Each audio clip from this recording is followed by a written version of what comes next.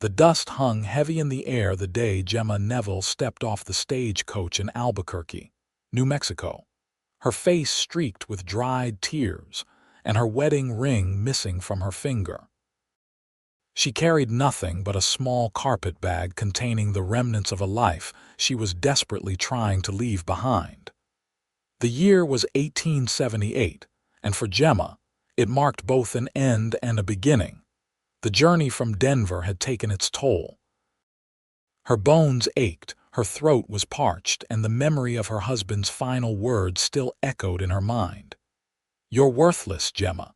Nothing but a burden I regret taking on." For 5 years, she had endured Charles Neville's growing contempt, his cruel words, and eventually his violent hands. But it was the night he had come home drunk, threatening her with his revolver, that she had finally found the courage to flee. "Madam, do you need assistance with your bag?" The stagecoach driver's voice broke through her thoughts. Gemma shook her head. "No, thank you, I can manage." The driver tipped his hat and returned to unloading the remaining luggage. Gemma looked around the bustling main street of Albuquerque. The territorial town was smaller than Denver, but still vibrant with life. Merchants hawked their wares, cowboys wandered in and out of saloons, and locals went about their daily business. She had chosen Albuquerque on a whim, pointing blindly at a map after spending what little money she had managed to save on a stagecoach ticket. She knew no one here had no prospects, but at least she was far from Charles. First time in Albuquerque. A woman's voice came from behind her. Gemma turned to see a middle-aged woman with kind eyes and a practical dress. "Yes, it is. I'm Martha Wilson. I run the boarding house just up the street."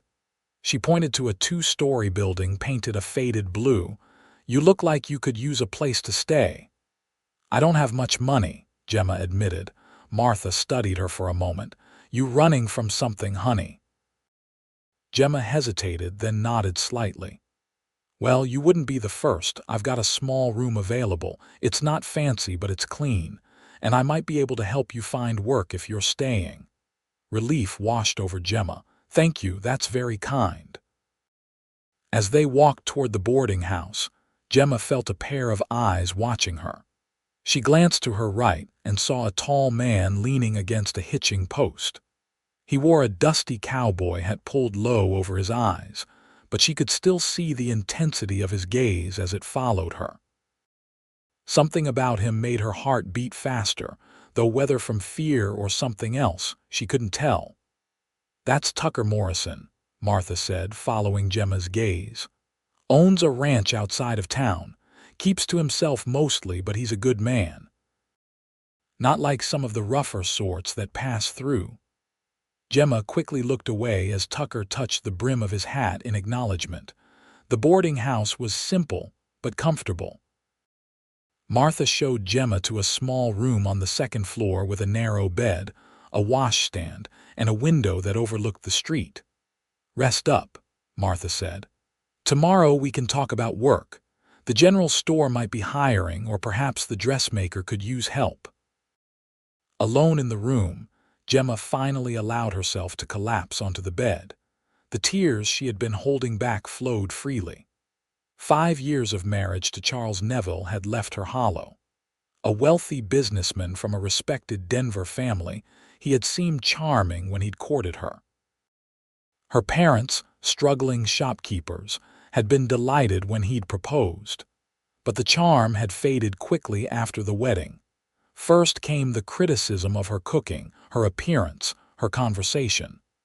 Then the isolation, as he gradually cut her off from friends and eventually her family. Finally, the physical abuse, beginning with a slap that he'd later blamed on her provoking him and escalating to regular beatings that she hid beneath high collars and long sleeves. She had endured it all until that final night when, in a drunken rage, he had pulled his revolver. "You're worthless," he had slurred, waving the gun. "Not even worth the bullet it would take to be rid of you." When he had finally passed out, she had packed her bag, taken what little money she had secretly saved, and fled into the night. Now, in this strange town, with nothing to her name and no skills beyond those of a housewife, she wondered if perhaps Charles had been right about her worth after all. The next morning, Martha helped Gemma secure a position at the general store owned by Hiram and Beatrice Fulton. The work was simple: sweeping floors, stocking shelves, and occasionally helping customers, but the Fultons were kind employers, and the small wage they offered would cover her room at the boarding house with a bit left over. "It's not much," Hiram admitted, "but if you prove reliable, there might be more responsibilities and better pay in time." "Thank you, Mr. Fulton. I appreciate the opportunity," Gemma said sincerely. As the weeks passed, Gemma settled into a routine. The work at the store was honest, and though it left her tired at the end of each day, it was a good kind of tired, the satisfaction of honest labor rather than the exhaustion of constant fear. The Fultons seemed pleased with her work, and Martha treated her almost like a daughter. Yet at night, in the quiet of her small room, Charles's words still haunted her. Worthless, burden, regret. She wondered if she would ever stop hearing his voice in her head. It was on a hot Tuesday afternoon in late June when Tucker Morrison came into the store. Gemma was arranging a display of canned goods when the bell above the door jingled.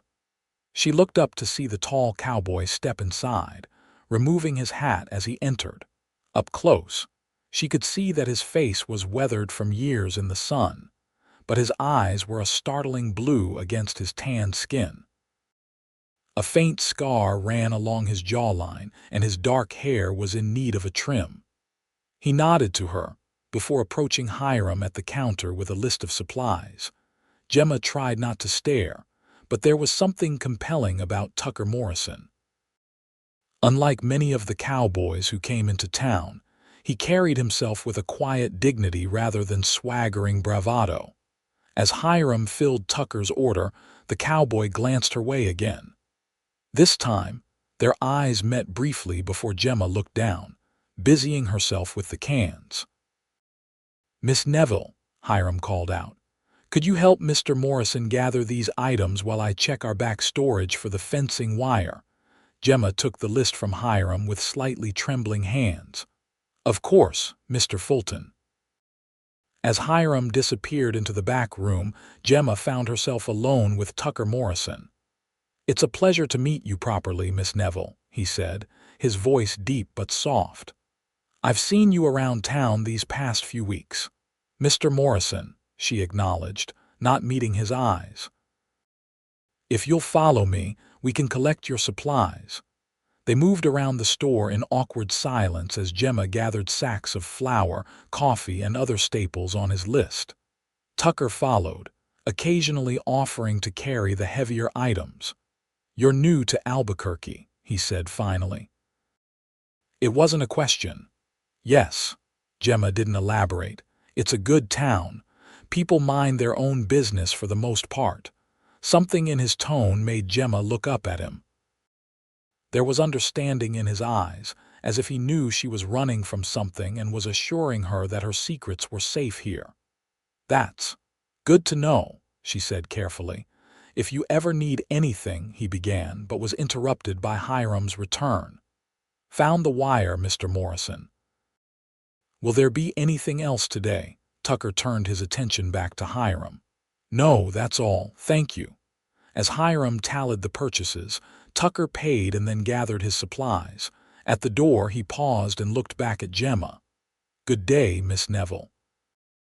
Something about the way he said her name made her heart flutter strangely. "Good day, Mr. Morrison." After he left, Hiram chuckled.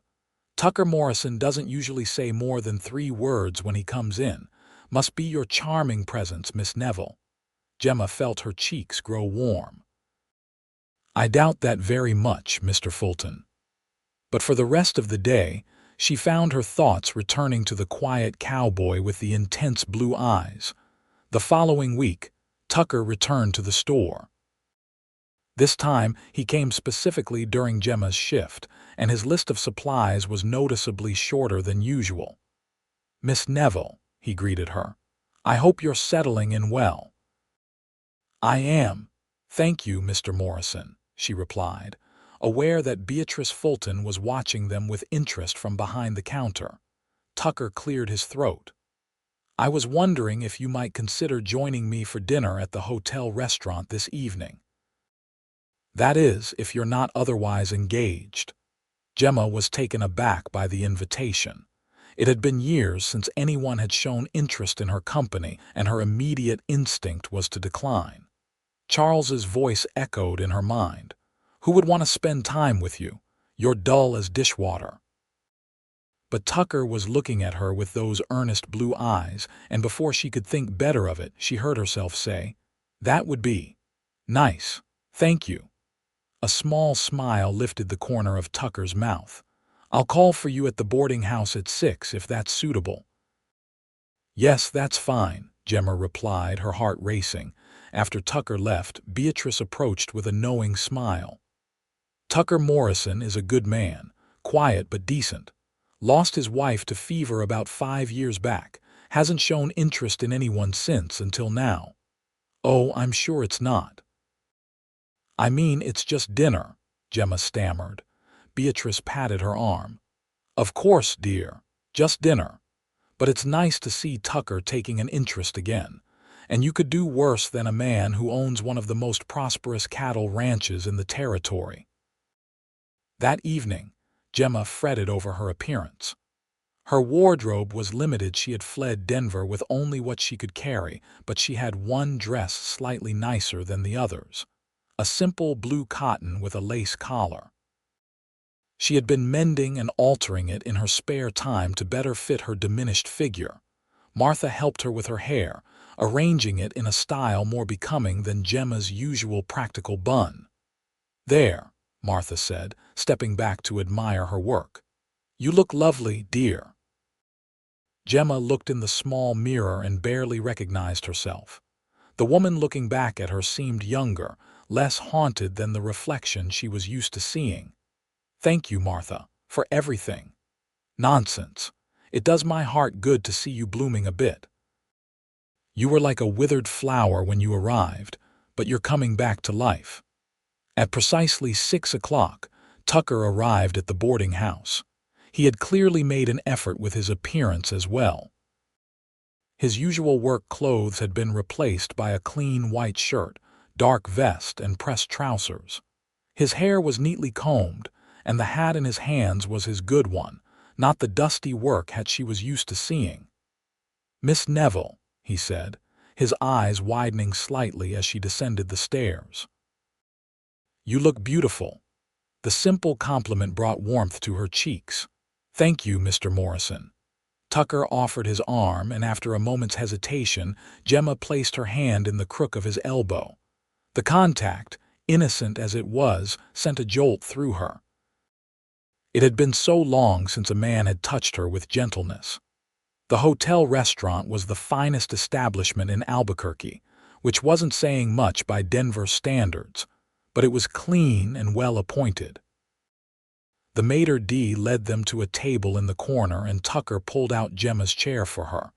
"I hope this is suitable," he said, seeming suddenly uncertain. "It's been some time since I've dined out with a lady." "It's perfect," Gemma assured him. "I haven't dined out in quite some time either." Their conversation over dinner started haltingly. Tucker asked about her impressions of Albuquerque, and Gemma inquired about his ranch. Gradually, they found more common ground, discovering a shared love of literature, a surprise to Gemma, who hadn't expected a cowboy to be well read. "My mother was a schoolteacher," Tucker explained. "She insisted I have an education, even though my father thought it was a waste of time for a rancher's son. She would read to me every night Dickens, Austen, Whitman." "My father was the reader in our family," Gemma said, surprising herself by sharing the personal detail. "He would bring home books whenever he could afford them. Our home wasn't large, but we had shelves in every room." Tucker smiled, a genuine, warm smile that transformed his serious face. "I'd like to hear more about your family if you don't mind sharing." Gemma tensed slightly. Speaking of her past meant navigating carefully around Charles. "There's not much to tell. My parents owned a small dry goods store back east. They passed away several years ago." Tucker nodded, clearly sensing her discomfort. "I'm sorry for your loss." He didn't press for more details, and Gemma was grateful. Instead, he told her about his ranch, the Triple M, named for his family, the Morrisons. "It's not the biggest spread in the territory, but the land is good. We run about 500 head of cattle, and I have 6 hands working for me. Good men, all of them." "It sounds wonderful," Gemma said, genuinely interested. "I've never been on a cattle ranch." "Perhaps you'd like to visit sometime," Tucker suggested, then quickly added, "with Mrs. Wilson as chaperone, of course. I wouldn't want to compromise your reputation." The consideration touched Gemma. Charles had never concerned himself with how his actions might affect her standing. As the evening drew to a close, Tucker escorted Gemma back to the boarding house. At the door, he removed his hat and held it against his chest. "Thank you for a pleasant evening, Miss Neville. I've enjoyed your company very much." "As have I, Mr. Morrison. Thank you for dinner." Tucker hesitated, then said, "I'd be honored if you would call me Tucker." "Mr. Morrison was my father," Gemma smiled. "Then you must call me Gemma." "Gemma," he repeated, as if testing the name on his tongue. "Good night, Gemma. I hope we might do this again soon." "I would like that, Tucker." As she watched him walk away, Gemma felt a strange mixture of emotions. There was a warmth, a fluttering in her chest that she hadn't felt in years. But there was fear, too, fear of trusting, of allowing herself to be vulnerable again. Charles had seemed charming at first as well, yet something told her that Tucker Morrison was different. There was a steadiness to him, an honesty in those blue eyes that Charles had never possessed. Over the following weeks, Tucker called on Gemma regularly. They dined at the hotel restaurant, took walks through town in the cool of the evening, and once, with Martha as chaperone, attended a small theatrical performance put on by the local church group. Tucker never pressed Gemma about her past, though she occasionally caught him watching her with questions in his eyes when certain topics arose. For her part, Gemma found herself relaxing in his company, laughing more freely, and beginning to shed some of the fear that had become her constant companion. One Sunday afternoon, in late July, Tucker arrived at the boarding house with a picnic basket and a proposal. "I thought we might ride out to my ranch today," he suggested. "It's a fine day, and Mrs. Wilson has agreed to accompany us." He nodded to Martha, who stood nearby with a shawl over her arm. "I've been wanting to see this ranch I've heard so much about," Martha said with a smile. "And Tucker has promised to have us back well before dark." The prospect of seeing Tucker's home both excited and frightened Gemma. It was one thing to spend time with him in town, under the watchful eyes of the community, but visiting his property felt more intimate somehow. Yet she found herself nodding. "I would like that very much." Tucker had brought a wagon rather than horses, a consideration for Martha's comfort and Gemma's lack of riding experience. As they traveled the 5 miles to the Triple M, Tucker pointed out landmarks and shared stories of the area. Martha dozed in the back of the wagon, her presence more symbolic than supervisory. The Triple M Ranch was everything Tucker had described and more. The main house was a substantial 2-story structure built of local stone and timber, with a wide porch wrapping around 3 sides. Several outbuildings, a bunkhouse, barn, smithy, and storage sheds formed a loose courtyard. Beyond, Gemma could see corrals, pastures, and in the distance, the dark shapes of cattle grazing. "It's beautiful," she said honestly. Tucker's face lit up at her approval. "My father started with nothing but a claim and 20 head of cattle. Built this place board by board. I've added to it since his passing, but the bones of it are his work." They picnicked under a large cottonwood tree near a small stream that ran through the property. Martha sat at a discreet distance, busy with her knitting but still within propriety's requirements. "You seem happy here," Tucker observed as Gemma leaned back against the tree trunk, her face tilted to catch the dappled sunlight filtering through the leaves. "I am," she realized. "Happier than I've been in a long time." Tucker hesitated, then said carefully, "Gemma, I know there are things in your past that trouble you. I've seen the shadows that cross your face sometimes, the way you flinch when a man raises his voice or moves too suddenly." Gemma stiffened, her momentary peace shattered. "I'm not asking you to tell me," Tucker continued quickly. "Not unless you want to, but I want you to know that whatever it is, whatever you're running from, you're safe here, with me." Tears pricked at Gemma's eyes. She stared at her hands, folded tightly in her lap. "I don't know if I can talk about it yet." "That's all right," Tucker said gently. "Just know that when you're ready, I'm here to listen, and that nothing you could tell me would change how I—" He trailed off, looking away. "How you what?" Gemma asked, her heart pounding. Tucker met her eyes again, and the emotion she saw there took her breath away. "How I feel about you, Gemma Neville." The words hung in the air between them. Gemma didn't know how to respond. Part of her wanted to flee, to protect herself from the vulnerability of caring again. But another part, a part that had been silent for too long, wanted to reach out and take what Tucker was offering. "I don't expect you to say anything in return," Tucker said after a moment. "I just wanted you to know." They returned to Albuquerque before sunset, the ride back quieter than the journey out. Martha had fallen asleep again, and Gemma was lost in thought, Tucker's words echoing in her mind. At the boarding house door, Tucker helped Gemma down from the wagon. As Martha went inside, he held Gemma's hand a moment longer than necessary. "I meant what I said, Gemma. There's no hurry. I'm a patient man." "Thank you for today," she replied, squeezing his hand before letting go. "For everything." That night, lying in bed, Gemma made a decision. If she was ever to move forward, she needed to tell Tucker the truth about her past. All of it. If he turned away from her afterward, at least she would know. The opportunity came sooner than she expected. 2 days later, Tucker arrived at the general store just before closing time. "I was hoping to speak with you, Gemma," he said, his expression serious. "Would you walk with me after you're finished here?" Gemma nodded, her throat suddenly dry. "Yes, of course." After helping the Fultons close the store, Gemma joined Tucker outside. He offered his arm, and they walked in silence toward the small park at the edge of town. The evening was warm, with a gentle breeze carrying the scent of sage and distant rain.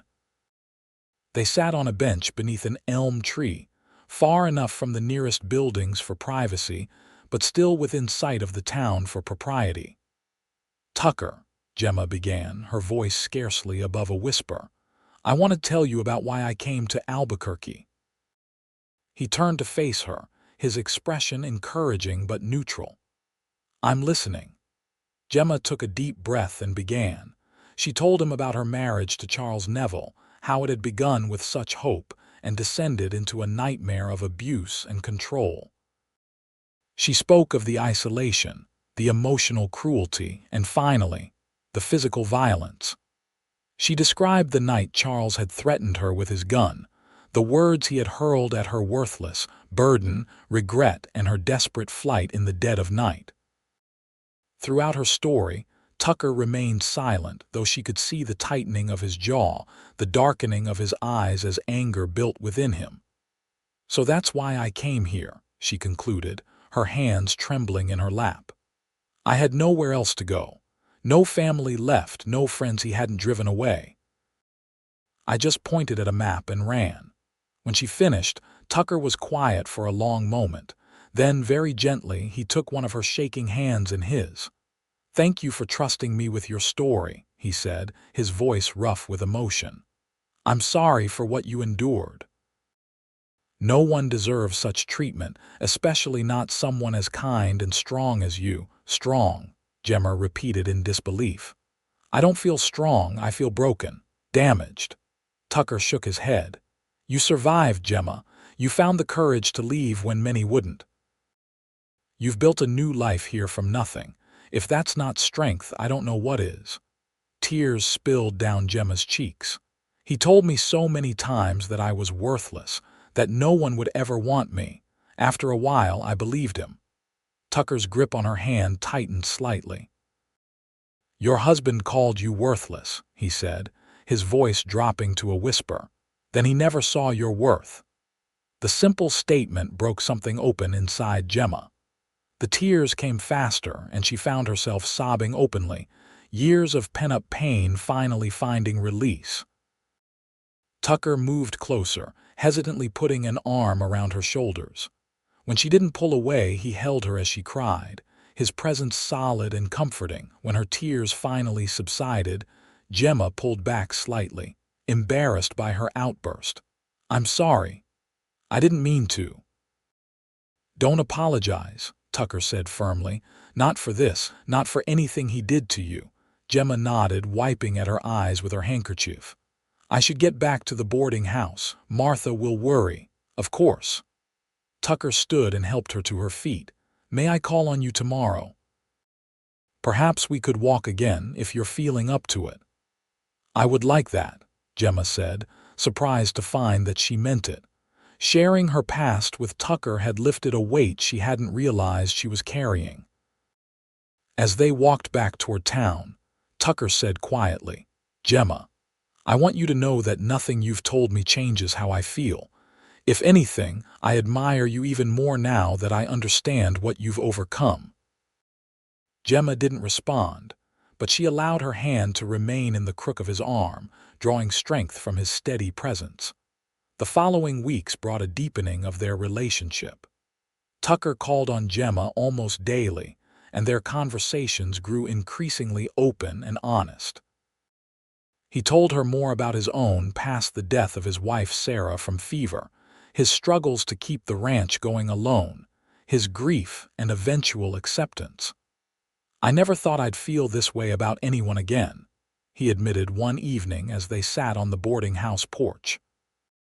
After Sarah died, I closed myself off, focused on the ranch, on building something that would last. And now, Gemma asked softly, Tucker's eyes met hers.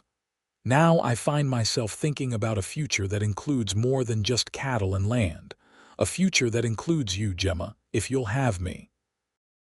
The declaration took her breath away. Tucker, I care for you deeply, but I'm afraid. Of what? Of trusting again, of being wrong again, of not being enough. Tucker took her hand, his calloused fingers gentle against her skin.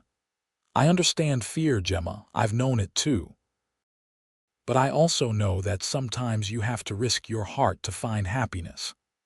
They left it there that night, without promises or declarations, but with a new understanding between them.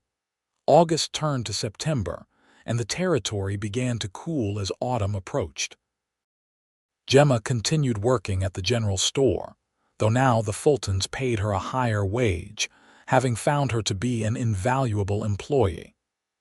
She had even begun assisting with the bookkeeping, discovering an aptitude for numbers she hadn't known she possessed.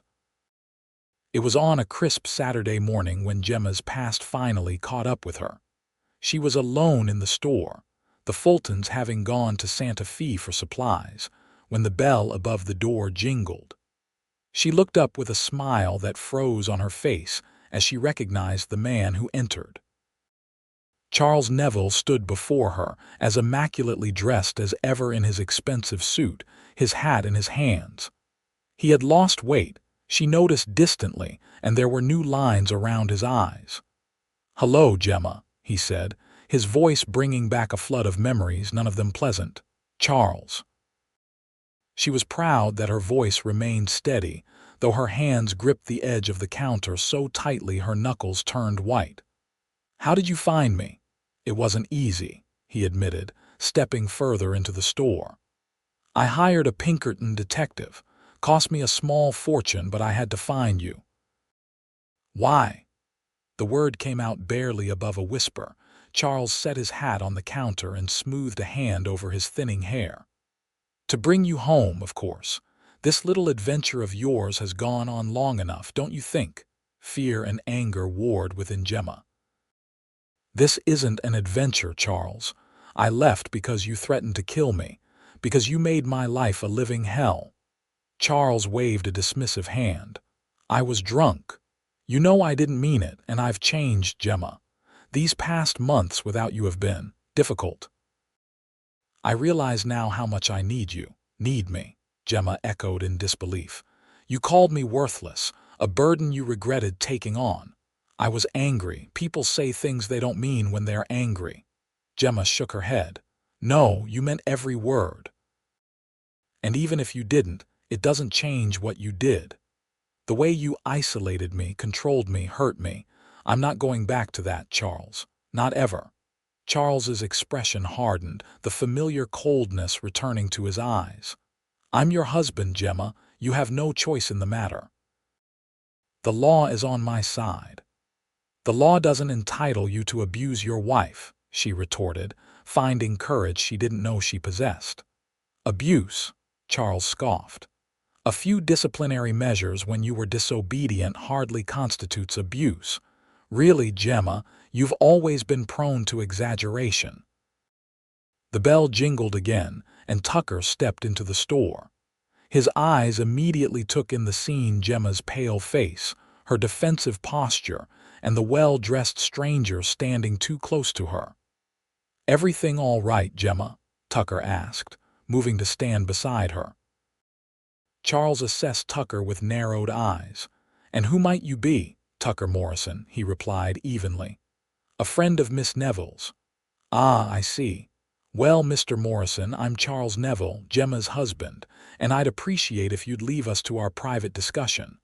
Tucker didn't move. "I think I'll stay if it's all the same to you. Gemma looks like she could use a friend right now." Charles's face flushed with anger. "This is a matter between a man and his wife. It doesn't concern you." "It concerns me when a lady is clearly distressed," Tucker replied, his voice hardening. "And when that lady is someone I care deeply about." Charles turned his attention back to Gemma.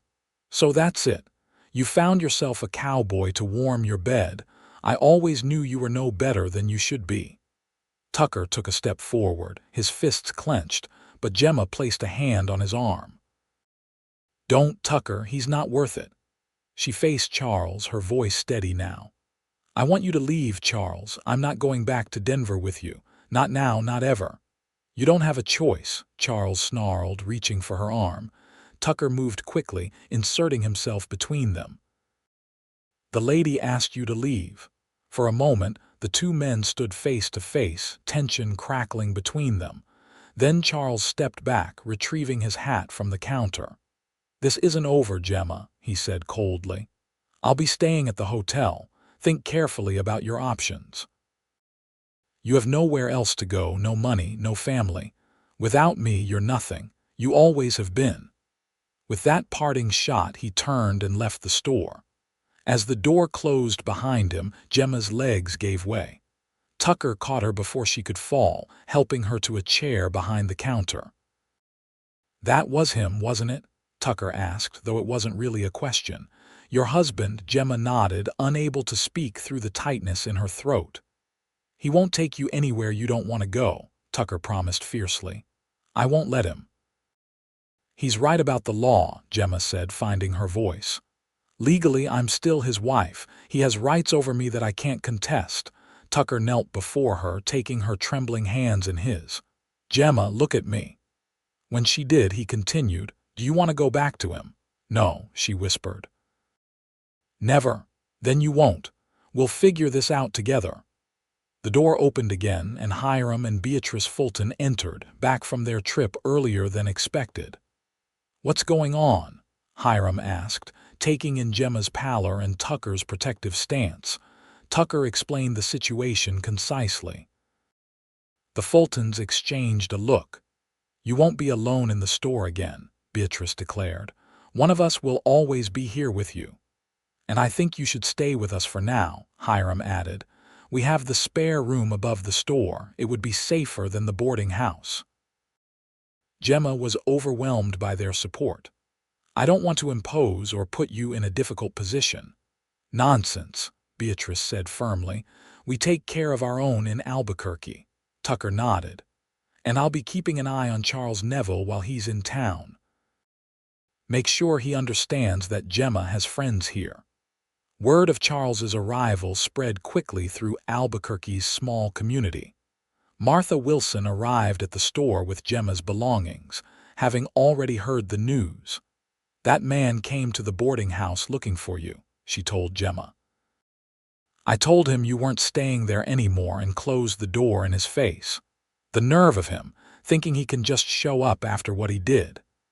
Gemma was touched by the loyalty of these people who had known her for only a few months. In Denver, Charles's family name and wealth had ensured that society took his side in any dispute. Here in this frontier town, people judged based on what they saw with their own eyes. The next few days were tense.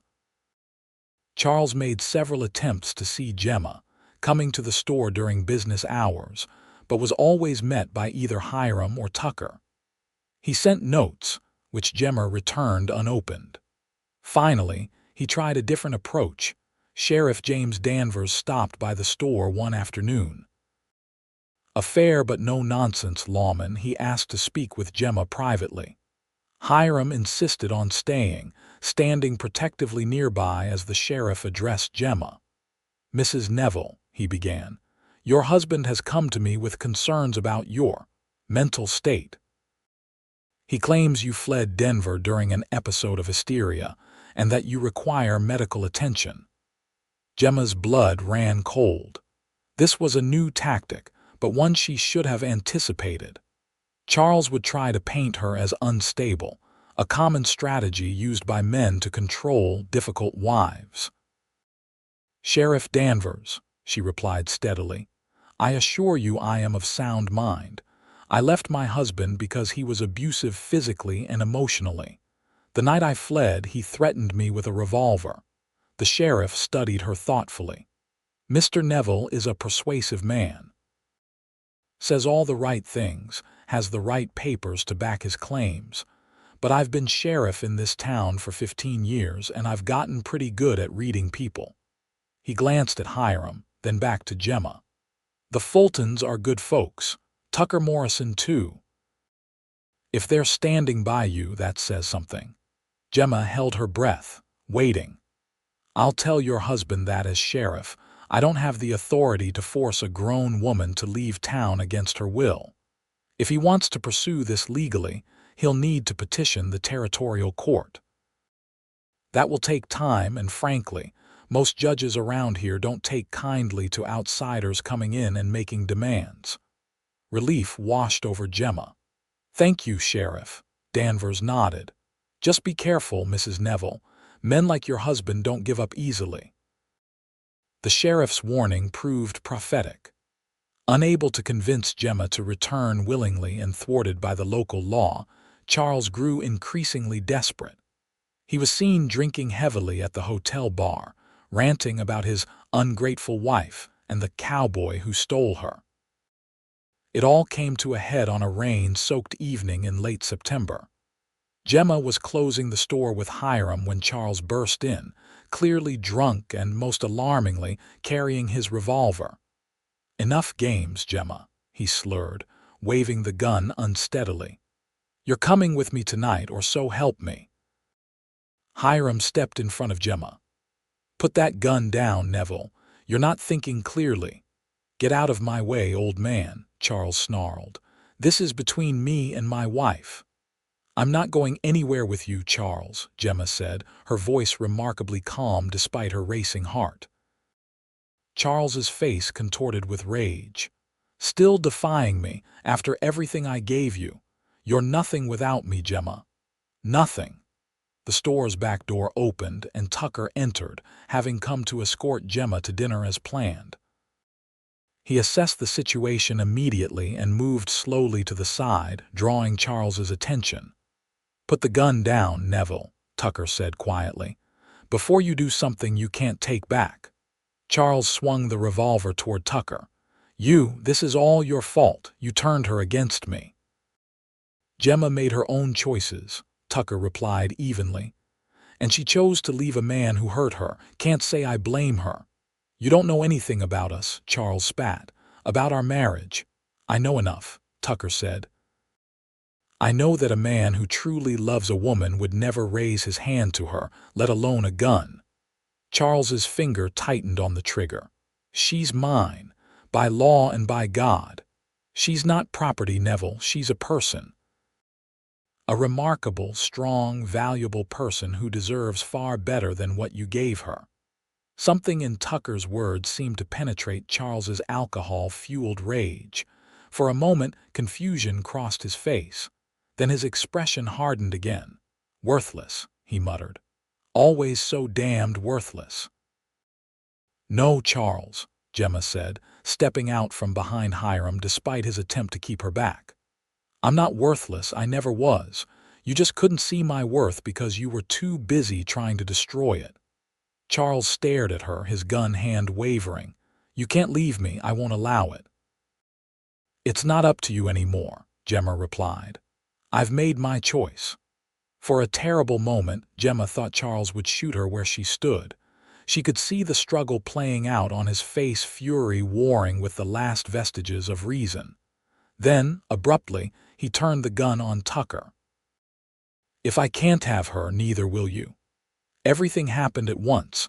Charles fired, the report deafening in the confined space. Gemma screamed. Tucker dove to the side, the bullet splintering the wall behind him. Hiram lunged for Charles, grappling with him for the gun. Another shot rang out as they struggled, and Charles cried out in pain. When the chaos subsided, Charles lay on the floor, blood spreading from a wound in his thigh where his own gun had discharged during the struggle. Hiram had wrestled the revolver away and was holding it on the injured man. Tucker was unharmed, already moving to Gemma's side to check that she was all right. The sound of gunfire had brought Sheriff Danvers running. He took in the scene with practiced efficiency. "What happened here?" "Neville came in waving that revolver, threatening his wife and anyone who got in his way," Hiram explained. "Fired at Tucker, then the gun went off again when I tried to disarm him." The sheriff nodded, kneeling to examine Charles's wound. "He'll live, but he needs a doctor. And after that, he'll be my guest at the jail." "You can't arrest me," Charles groaned, clutching his bleeding leg. "She's my wife. I have rights." "You have the right to be treated for that wound," Danvers replied coolly. "And then you have the right to be charged with attempted murder. Those are the only rights you'll be exercising in my town." As the sheriff and Hiram dealt with Charles, Tucker led Gemma to the back room of the store, away from the blood and chaos. She was shaking uncontrollably, the full impact of what had just happened washing over her. "He could have killed you," she whispered, tears streaming down her face. "Because of me." "Not because of you," Tucker corrected gently. "Because of his own anger and inability to accept that you've moved on." He wrapped his arms around her, and Gemma leaned into his strength, allowing herself to be held as the storm of emotion passed through her. Later, after Charles had been taken away first to the doctor to have his wound treated, then to the jail, Gemma sat with Tucker, Hiram, and Beatrice in the Fultons' kitchen above the store. The sheriff joined them briefly to take their statements and explain what would happen next. "Neville will be charged with attempted murder," Danvers said. "Given the witnesses and the fact that he fired first, it's an open and shut case. He'll be facing prison time, not just a fine." "What about his claims on Gemma?" Beatrice asked worriedly. "A man convicted of a serious crime loses certain rights," the sheriff explained, "including some marital rights. Plus, The territory has laws about abandonment and cruelty that could support a divorce petition. It won't be easy, but it's possible." After the sheriff left, Hiram and Beatrice tactfully withdrew, leaving Tucker and Gemma alone in the kitchen. They sat in silence for a while, the events of the evening weighing heavily between them. "I thought I was free of him," Gemma finally said. "When I came to Albuquerque, I thought I could start over, leave the past behind." "You can," Tucker assured her. "This doesn't change that." "Doesn't it? He found me once. Even if he goes to prison, he'll eventually be released. His family has money, influence." Tucker took her hand. "Gemma, look at me." When she did, he continued, "I meant what I said before. You don't have to face this alone. Not now, not ever." "What are you saying, Tucker?" He took a deep breath. "I'm saying that I love you, Gemma Neville. I have for some time now. And if you'll have me, I want to spend my life showing you just how valuable you are."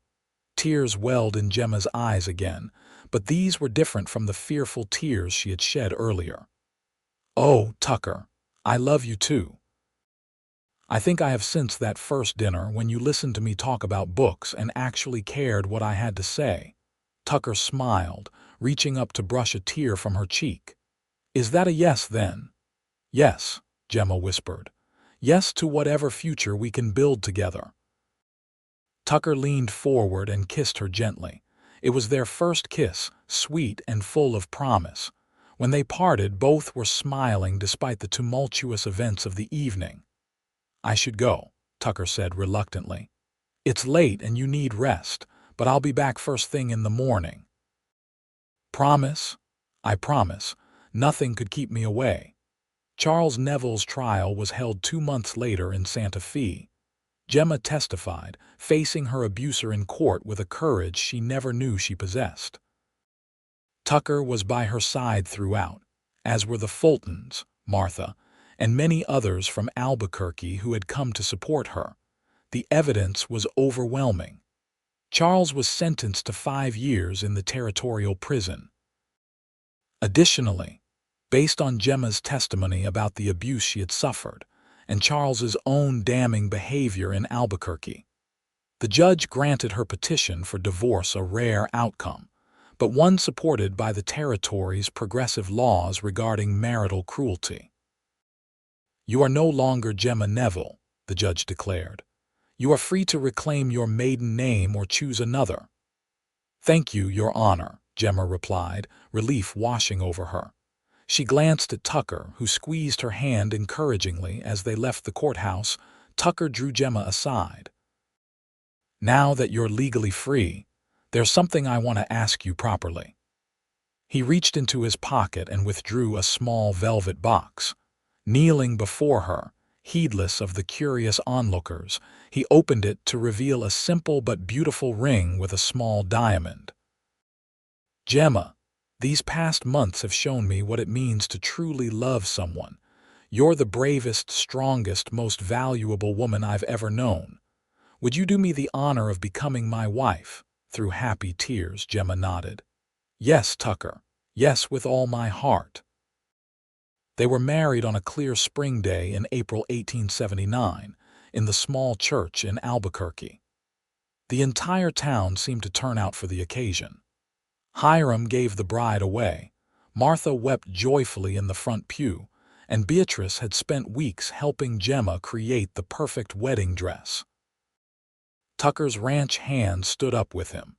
Each man cleaned up almost beyond recognition in their Sunday best. Sheriff Danvers attended with his wife, as did many of the townspeople who had supported Gemma during the difficult times with Charles. As they exchanged vows, Tucker's voice was steady and sure. "I promise to honor you, respect you, and cherish you all the days of my life. To see your worth and reflect it back to you when you forget. To be your partner in all things, your comfort in sorrow, and your companion in joy." Gemma's voice trembled slightly with emotion as she replied, "I promise to stand by you in all seasons, to face whatever comes with courage because you've helped me find my own." to love you faithfully and completely, and to never forget the gift you've given me, the gift of seeing my own worth through your eyes." After the ceremony, the celebration moved to the Triple M Ranch, where tables had been set up in the yard and a feast prepared. There was music, dancing, and an abundance of goodwill for the new couple. As the sun began to set, casting golden light across the land, Tucker drew Gemma away from the festivities for a moment of privacy.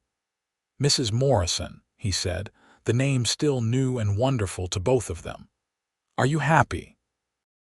Gemma looked up at her husband, this good, kind, steady man who had helped her reclaim her life. "More than I ever thought possible." Tucker brushed a strand of hair from her face. "When you first told me what he said to you, that you were worthless, I wanted to find him and make him pay for those lies. But now I'm almost grateful." "Grateful?" Gemma asked, surprised. "If he hadn't been such a fool, if he had seen your true worth, you might never have left. You might never have come to Albuquerque, we might never have met." Tucker pulled her close. "His blindness was my blessing." Gemma smiled, leaning into his embrace. "And mine, for it led me to you and to myself." Over the years that followed, the Triple M Ranch prospered under Tucker and Gemma's joint stewardship. Tucker's expertise with cattle combined with Gemma's newfound skill, with numbers made for a formidable partnership. They expanded the operation, buying adjacent land when it became available and improving the breeding stock. The house grew too, with additions to accommodate their growing family. Their first child, a son they named James, was born exactly 1 year after their wedding. A daughter, Eleanor, followed 2 years later, and another son, William, 2 years after that. Gemma never forgot the dark days of her first marriage, but the memories lost their power to hurt her as time passed. She sometimes used her experiences to help other women in similar situations, working with Martha Wilson to establish a small refuge at the edge of town for women fleeing abuse. Charles Neville served his full 5-year sentence. Upon his release, he returned to Denver, never again attempting to contact Gemma. Years later, they heard through a passing traveler that he had remarried to a wealthy widow who, the gossip said, kept him on a short leash. Gemma felt only pity for the man who had once dominated her life with fear. On their 10th wedding anniversary, Tucker surprised Gemma with a gift, a small book he had commissioned from a printer in Santa Fe. Inside were poems and passages about worth, value, and love that he had collected over the years, interspersed with his own words and memories of their life together. On the first page, in Tucker's neat handwriting, was the sentence that had changed everything. "Your husband called you worthless. Then he never saw your worth." Below it, Tucker had added, "But I see it every day, in everything you do, in everything you are. Your worth is beyond measure, Gemma Morrison, and I am the richest man alive because you chose to share your life with me." That night, as they sat on the porch of their home, watching the sunset paint the New Mexico sky in shades of gold and crimson, their children playing in the yard, Gemma reflected on the journey that had brought her here. "I never could have imagined this life," she said, leaning against Tucker's shoulder. "When I stepped off that stagecoach in Albuquerque, I was just hoping to survive." Tucker wrapped his arm around her. "And look what you've done instead. You've thrived, Gemma. We both have." She smiled, thinking of the frightened woman she had been and the strong, confident one she had become. "We have, haven't we?" As the last light faded from the sky and the first stars appeared, Gemma silently thanked whatever twist of fate had guided her to this place, this man, this life. Charles Neville had been wrong about many things, but most of all about her worth. Here, in the love of her husband and children, in the respect of her community, in the strength she had found within herself, Gemma Morrison had discovered her true value, immeasurable and beyond price. And as Tucker leaned down to kiss her in the gathering twilight, she knew with absolute certainty that she was, and always would be, enough.